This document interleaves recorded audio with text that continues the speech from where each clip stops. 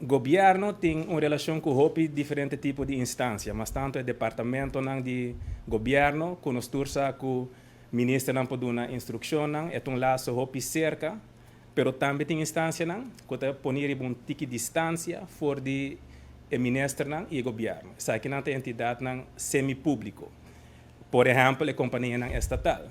O ministro não pode dar instrução direta com outro tipo de relação, esta varia também para qual instância, mas se tem laço entre o ministro e a instância aqui, e certa decisão que o ministro pode fazer, que afeta a companhia estatal e outra instância semi-governamental, e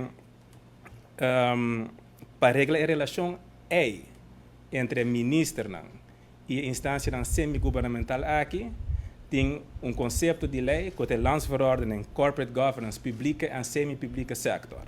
Lo que é a landsverordening aqui quer dizer, para ora o ministro tem que tomar certo tipo de decisão, ele há controle, check de decisão aí, mas também guia for de uma autoridade nova, que é a Autoriteit Corporate Governance.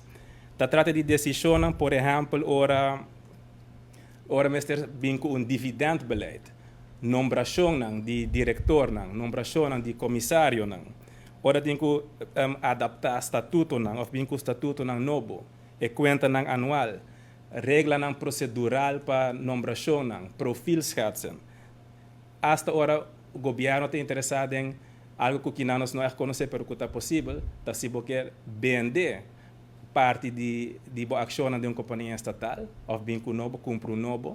Tudo isso aqui não é decisão, que tem que meld, o ministro lá tem meldplicht, para melder decisão, a autoridade nova aqui, a autoriteit